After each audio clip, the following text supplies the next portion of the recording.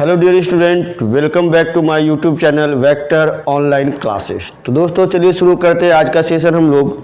आज हम लोग एक लॉन्ग क्वेश्चन पढ़ते हैं, जो कि क्वेश्चन आपका बिहार बोर्ड 2023 में वेरी इंपॉर्टेंट होने वाली है। तो चलिए हम लोग शुरू करते हैं आज का एक लॉन्ग क्वेश्चन, जो हम लोग को पढ़ना है refraction of light through spherical surface, यानी कि गोलीय सतह के द्वारा अपवर्तन। ठीक है, अपवर्तन कहने का तात्पर्य क्या है दोस्तों, कि अगर मान लीजिए लाइट आपका एक माध्यम से दूसरे माध्यम में जाता है। अब एक माध्यम से दूसरे माध्यम कहने का मतलब हो सकता है कि आपका जो लाइट है वो पानी से शुरू हुआ और हवा में गया, या हवा से पानी में गया, या हो सकता है हवा से कांच में गया। तो हवा और कांच, हवा और पानी, ये सब आपका अलग अलग मीडियम है। तो लाइट जब आपका एक माध्यम से दूसरे माध्यम में जाता है तो प्रकाश क्या होता है, वो अपवर्तित होता है। मतलब क्या होता है, वो मुड़ जाता है। या तो वो नॉर्मल की तरफ मुड़ जाता है, या नॉर्मल से आपका क्या होता है, कुछ दूर चला जाता है।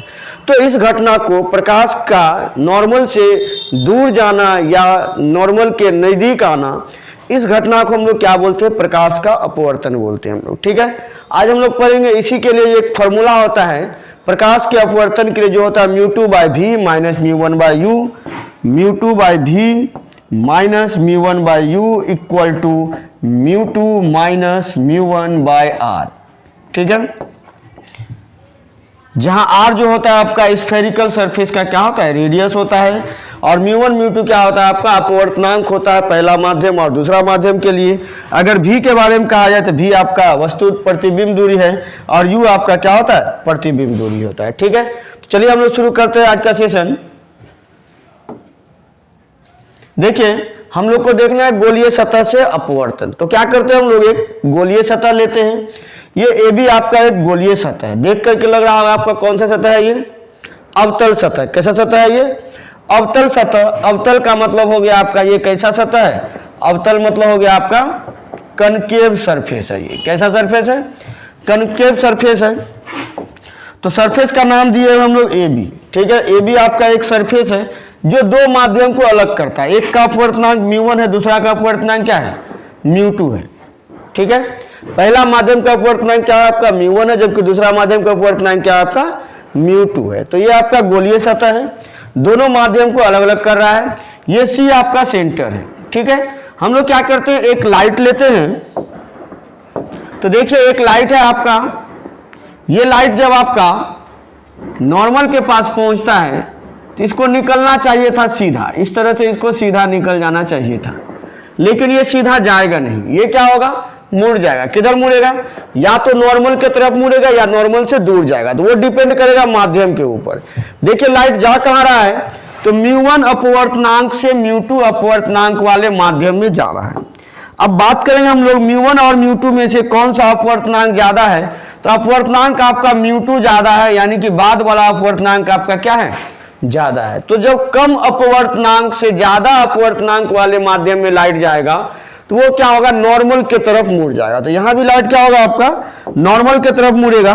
तो देखिए लाइट कहां मुड़ेगा आपका, ये लाइट आपका मुड़ जाएगा नॉर्मल की तरफ। देखिए यहां से लाइट थोड़ा सा ऊपर की तरफ मुड़ गया है। ठीक है, और इसी लाइट को जब पीछे की तरफ बढ़ाया जाएगा तो ये कहीं यहां आकर के मिल जाता है। देखिए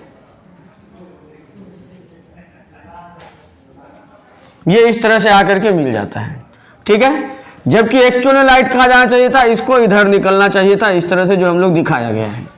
ठीक है, लेकिन ऐसा नहीं होता, ये क्या होता है, मुड़ जाता है। किधर मुड़ा, ये ऊपर की तरफ मुड़ गया आपका। ठीक है, अब चलते हैं हम लोग इसमें देखते हैं।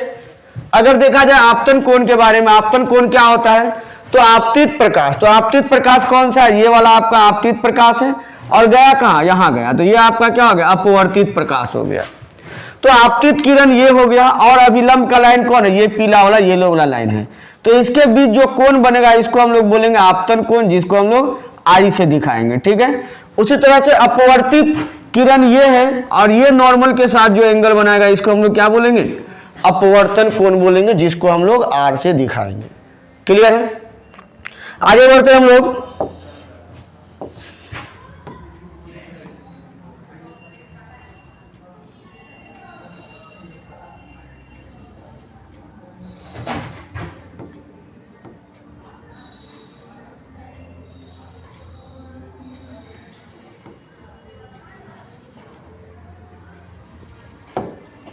देखिए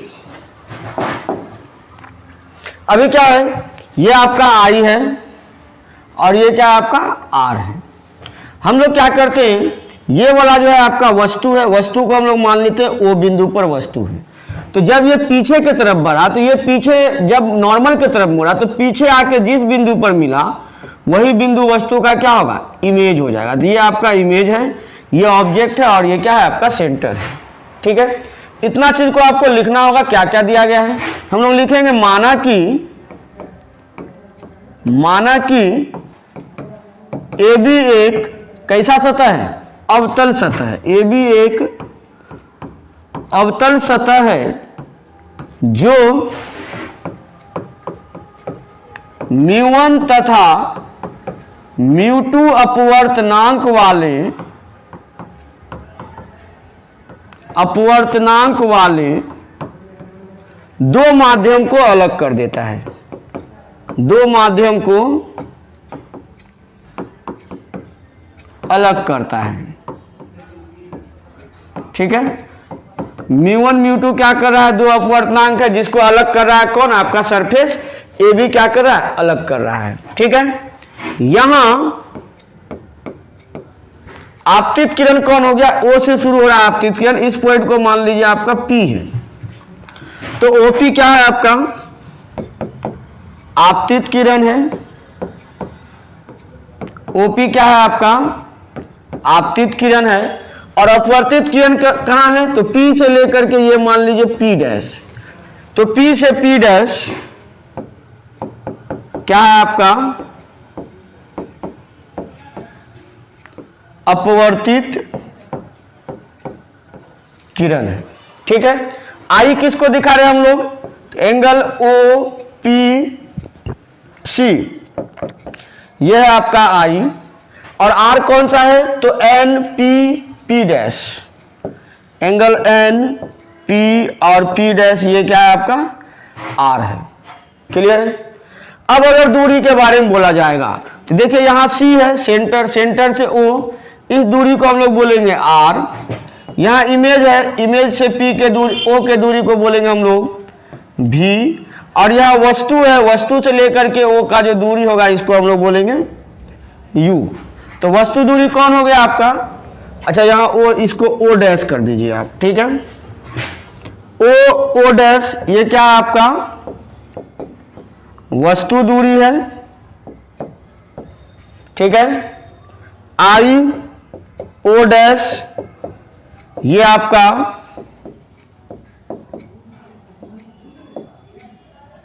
प्रतिबिंब दूरी है। और आपका सी ओ डैश आपका वक्रता त्रिज्या है। ठीक है, अब अगर बात करें हम लोग अपवर्तन के रूल से,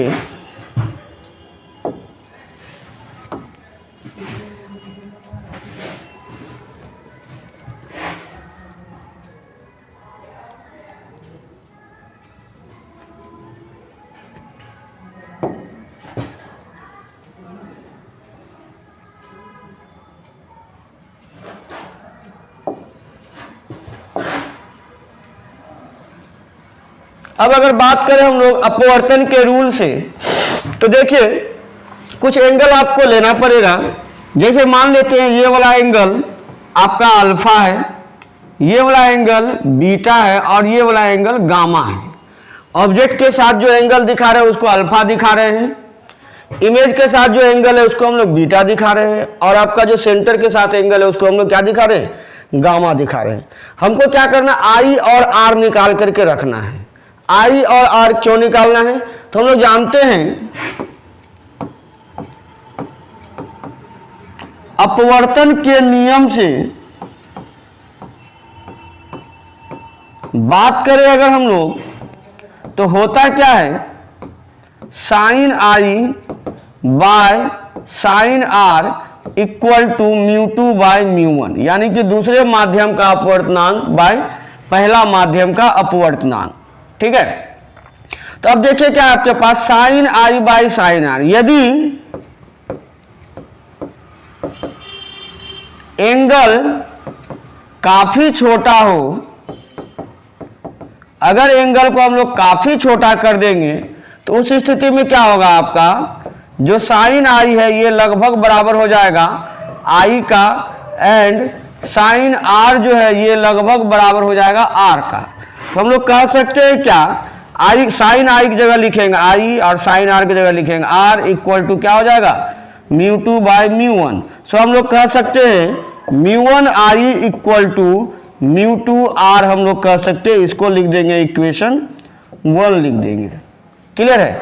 अब आई और आर आपको निकालना है, इसमें आई आर निकालने के बाद ही हम लोग क्या करेंगे, इसमें पुट कर देंगे। तो आई आर कैसे निकालेंगे हम लोग, तो देखिए आई आपका कहां बन रहा है, तो ये वाला आपका आई बन रहा है यहां पर, तो ये कौन सा ट्रायंगल फॉर्म करेगा, ओ पी और सी। तो हम लोग चलते हैं ट्रायंगल ओ पी सी से, हम लोग चलते हैं ट्रायंगल ओ पी सी से। अगर ओपीसी में बात करेंगे तो हम लोग जानते हैं बाह्य कोण जो होता है वो क्या होता है, हमेशा अंतः कोणों के योगफल के बराबर होता है। तो इस त्रिभुज से अगर आप बात करिए तो देखिए इसमें बाह्य कोण कौन सा है, कौन सा त्रिभुज, ये रेड वाला त्रिभुज का बात करें हम लोग, ये रेड वाला त्रिभुज में बात करेंगे हम लोग, तो बाह्य कोण कौन वाला है, ये वाला बाह्य कोण है, अंतः कोण कौन है, अल्फा है और आपका आई है। हम लोग कह सकते हैं gamma equal to alpha plus I. So हम लोग कह सकते हैं आई इक्वल टू क्या हो जाएगा, गामा माइनस अल्फा, ये हो जाएगा I equal to gamma minus alpha हो जाएगा। ठीक है। इसी तरह से बात करें हम लोग दूसरा त्रिभुज में,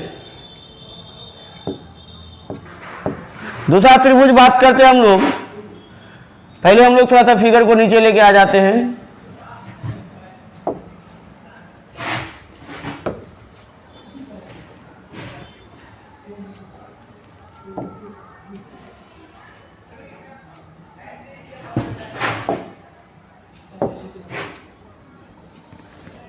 देखिए अब हम लोग त्रिभुज बात करते हैं,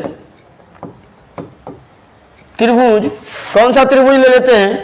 अब हमको चाहिए क्या, आर चाहिए। देखिए आर कौन सा है, ये वाला आर है ना आपका, ये वाला आर, तो ये कौन सा, ये व्हाइट वाला रे और नॉर्मल वाला, तो व्हाइट वाला और नॉर्मल वाला के बीच यानी ये वाला आपका आर है, ये है आपका आर। ध्यान से देखिएगा आर कौन सा ट्रायंगल बना रहा है, देखिए ये आपका व्हाइट वाला लाइट जो है आपका आईपी है और ये एनसी है, तो इस दोनों के बीच में ये वाला एंगल हो जाएगा आर। तो अगर ये एंगल आर हो जाएगा, ध्यान से देखिएगा ये एंगल अगर आर हो जाएगा तो हम लोग कह सकते हैं इसके लिए बाह्य कोण कौन सा होगा, तो बस यही वाला होगा, लेकिन यहां पर हो जाएगा बीटा और यहां हो जाएगा आर, तो beta plus R equal to क्या हो जाएगा, गामा हो जाएगा। तो इस ट्रायंगल से बात करेंगे हम लोग तो beta plus R equal to क्या हो जाएगा, गामा हो जाएगा। ट्रायंगल कौन सा हो गया आपका, आईपीसी में, ट्रायंगल आईपीसी से बात करेंगे तो बीटा प्लस गामा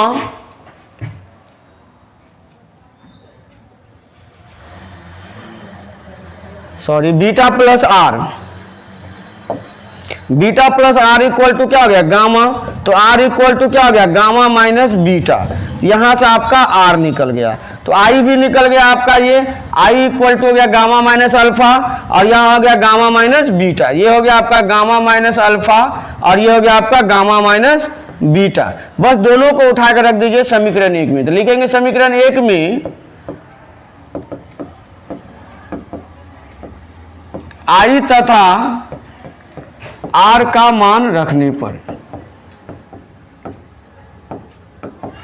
तो चलिए रखते हैं आई और आर का मान, तो आपके पास हो जाएगा mu one into I, I की जगह क्या रखेंगे हम लोग, तो gamma minus alpha equal to mu two into R, R का मान क्या होगा, गामा माइनस बीटा। तो इसको हम लोग क्या लिख सकते हैं, mu one gamma minus mu one alpha. ठीक है। उसी तरह से इसको लिखेंगे mu two gamma minus mu two beta. अब हमको क्या करना है, गामा और अल्फा बीटा गामा को हमको इस तरह से लेना है कि इसका जो नीचे वाला डिस्टेंस है यू भी आर मेरा यूज हो जाए। तो उसके लिए हम लोग क्या करेंगे, हम मान लेंगे चूंकि एंगल काफी छोटा है, काफी छोटा लिया गया है, अतः अल्फा जो है अप्रोक्सीमेट 10 अल्फा बना देंगे, बीटा अप्रोक्सीमेट 10 बीटा बना देंगे, एंड गामा अप्रोक्सीमेट 10 गामा बना देंगे। तो हम लोग कह सकते हैं अतः μ1 इंटू अल्फा को गामा को हम लोग लिखेंगे 10 gamma minus μ1 into 10 alpha equal to μ2 into 10 gamma minus μ2 into 10 beta हम लोग बात करते हैं। अब बात करते हैं इसका वैल्यू रखते हैं 10 अल्फा बीटा गामा कितना होगा। एक बार फिर हम लोग फिगर को नीचे लेके आ जाते हैं।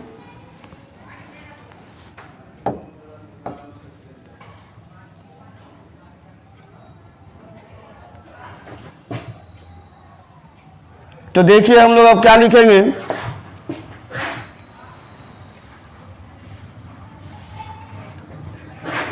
μ1 10 गामा का बात करते हैं। गामा कहाँ, यहां देखिए ये आपका गामा है,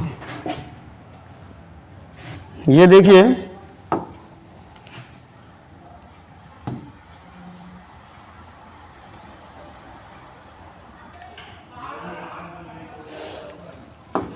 गामा का बात करते हैं हम लोग। गामा यहां है, ये वाला गामा है, तो ये ट्रायंगल के लिए हम लोग देख रहे हैं। तो देखिए इस ट्रायंगल में हम लोग बात करेंगे, तो अभी ये वाला आपका कोई ट्रायंगल फॉर्म नहीं करा था। हम लोग मान लेते हैं एक लंब है, पी क्यू एक लंब है जो सी पी पर डाला गया है। यदि पी क्यू लंब होगा सी पी पर, तो उस स्थिति में μ1 10 गामा, तो देखिए ये है गामा, तो 10 theta equal to P by B, 10 gamma equal to P by B. P का मतलब हो गया ये वाला यानी कि पी क्यू, और ये हो गया आपका सी क्यू यानी कि P Q by C Q. यहां हो जाएगा आपके पास P Q by C Q, ठीक है, माइनस μ1 इंटू 10 अल्फा। अब आ जाइए अल्फा पर, देखिए अल्फा यहां है आपका, तो इस ट्रायंगल में पी आपका वही रहेगा पी क्यू, और बाई बी के जगह क्या रहेगा, ओ से लेकर के ओ डैश, ओ से आपका ओ डैश रहेगा। अब μ2 फिर 10 गामा है आपका, 10 गामा हम लोग लिख चुके हैं, क्या लिखे हैं P Q by C Q, और माइनस μ2 इंटू 10 बीटा। तो बीटा के लिए बात करेंगे ये वाला ट्रायंगल, तो पी बाई बी यानी कि P Q by I Q, P Q by I Q ये आपका हो जाएगा। अब देखा जाए सब में पी क्यू कॉमन है, तो पी क्यू को निकाल देते हैं कॉमन, तो आपके पास बच गया μ1 by C Q minus μ1 by O dash equal to μ2 by C Q minus μ2 by I Q, और यहां से भी हम लोग क्या किए पी क्यू को निकाल दिए कॉमन। देखिए पी क्यू आपका क्या हो गया, कैंसिल हो गया। अब आपके पास जो भी बचा है इसको क्या करें हम लोग, μ1 को एक तरफ ले लेंगे, μ2 को एक तरफ ले लेंगे, ठीक है, वो तो खैर पहले से है, चलिए कोई बात नहीं। अब देखिए सी क्यू का बात करते हैं। सी क्यू अगर बात करें हम लोग, सी से क्यू ये दूरी है, अगर मान लीजिए ये दूरी काफी छोटा हो जाए, यदि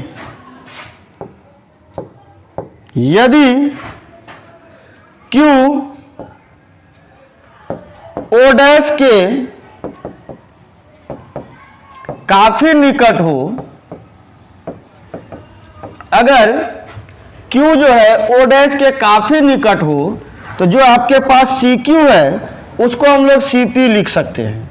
उसी प्रकार से जो IQ है उसको हम लोग IP लिख सकते हैं, एंड जो OQ है उसको हम लोग O डैश लिख सकते हैं हम लोग, ठीक है। अतः ये हो गया μ1 बाय CQ जो है क्या लिखेंगे CP लिख देंगे, माइनस μ1 बाय O डैश, देखिए O डैश है ना, तो O डैश को अच्छा OQ था यहाँ पर, और यहाँ भी आपका OQ था, ठीक है। चलिए तो OQ को हम लोग क्या लिखेंगे O डैश कर देंगे इक्वल टू μ2 बाई CQ को फिर हम लोग CO डैश कर देंगे, और माइनस μ2 बाय IQ को हम लोग क्या लिखेंगे IP लिखेंगे, क्योंकि सारा वैल्यू हम लोग यहाँ पे मान चुके हैं हम लोग। क्लियर है? तो अब चलते हैं हम लोग, देखिए ये हो गया μ1 CP। देखिए CP क्या है, C से P अगर देखा जाए तो C से P को हम लोग R बोल रहे हैं, प्लस या माइनस, माइनस में होगा। क्यों? क्योंकि ये दूरी क्या है, माइनस में होगा, लेफ्ट साइड में है। ठीक है, μ1 O डैश, देखिए तो क्या है O डैश, O डैश को हम लोग U बोल रहे हैं, ये भी माइनस में होगा, यानी माइनस U हो जाएगा, equal to μ2 by CO dash, CO dash को हम लोग क्या बोलेंगे, फिर R बोलेंगे, यानी कि माइनस R माइनस μ2 IP को हम लोग क्या बोलेंगे, सॉरी इसको हम लोग IQ को IO डैश कहेंगे। तो IO डैश आपका क्या है, ये आपका है V, ये आपका माइनस V हो जाएगा। ठीक है, इसको सॉल्व करते हैं हम लोग, देखिए क्या है, ये है minus Q1 by R plus μ1 by U equal to μ2 by R minus में और प्लस μ2 बाय V। आपको प्रूव कर रहा था μ2 बाय V, तो μ2 बाय V आपके पास है, माइनस μ1 बाय U, इसको उधर लेके चले जाइए, माइनस μ1 बाय U। ठीक है, आप ऐसा कर सकते हैं, या आप ऐसा इस तरह से लिख सकते हैं, या आप कुछ इस तरह से भी कर सकते हैं कि दोनों R वाले को एक तरफ लेके आ जाइए, माइनस μ1 बाय R, और उधर माइनस इधर आके प्लस हो जाएगा μ2 बाय R। अभी आपके पास क्या है, देखिए μ2 बाय V, और इसको उधर लेके जाएंगे तो क्या हो जाएगा, माइनस μ1 बाय U। ठीक है, तो अभी आप देखिए इसको हम लोग लिख सकते हैं ऐसा, इसको R एलसीएम ले लेंगे तो यहाँ हो जाएगा माइनस μ1 प्लस μ2, और यहाँ क्या हो जाएगा, μ2 by V minus μ1 by U। तो आपको प्रूफ यही करना था, μ2 by V minus μ1 by U equal to, यहाँ देखिए μ2 माइनस μ1 बाय R, ये चीज आपको प्रूफ करके दिखाना था। क्लियर? ये आपका 5 नंबर में पूछा जाएगा, और बहुत बहुत इंपॉर्टेंट क्वेश्चन हो जाएगा, जो आपसे पूछा जाएगा, refraction of light through spherical surface. ठीक है, तो उम्मीद करते हैं कि वीडियो पसंद आया होगा। अगर वीडियो पसंद आया है तो प्लीज़ चैनल को लाइक, सब्सक्राइब एंड चैनल के लिंक को अपने दोस्तों को जरूर शेयर करें। मिलते हैं हम लोग अगले वीडियो में, तब तक के लिए शुभ रात्रि।